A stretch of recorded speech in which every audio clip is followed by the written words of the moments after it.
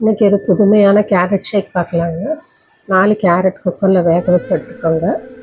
இன்னொரு பேனில் ஜவ்வரிசி காய வச்சு எடுத்துக்கோங்க. அது வடிகட்டி எடுக்கணுங்க. சப்ஜா சீட்ஸ் ஊற போடுங்க. இன்னொரு பேனில் பால் ஊற்றி அதில் கொஞ்சமாக கார்ன்ஃப்ளவர் மாவு சேர்த்து கலக்கி காய்ச்சி வச்சுக்கோங்க. ரொம்ப கட்டி இல்லாமல் காய்ச்சி எடுத்துக்கோங்க. அப்புறமா அந்த கேரட்டு நல்லா அரைச்சி எடுத்துக்கலாங்க. ஜூஸ் மாதிரி அரைக்கக்கூடாதுங்க. எல்லாம் கொஞ்சம் ஃப்ரிட்ஜில் வச்சு கொஞ்சம் கூலாகட்டுங்க.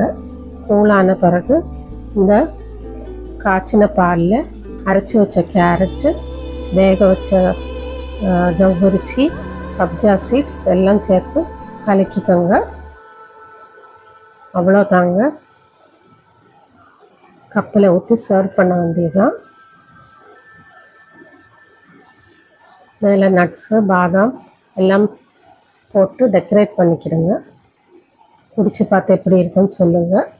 என் பேஜ் ஃபாலோ பண்ணுங்கள், ஷேர் பண்ணுங்கள், ஃப்ரெண்ட்ஸ் கிட்ட சொல்லுங்கள். குடிச்சு பார்த்துட்டு கமெண்ட் பண்ணுங்கள். மில்க் மேடு ஊற்றிக்கலாங்க இனிப்புக்கு. அவ்வளோதாங்க. சுவையான கேரட் ஷேக் ரெடிங்க. இஃப்தார் நேரத்தில் இது ரொம்ப ஹெல்த்தியாக இருக்கும். தேங்க்யூ.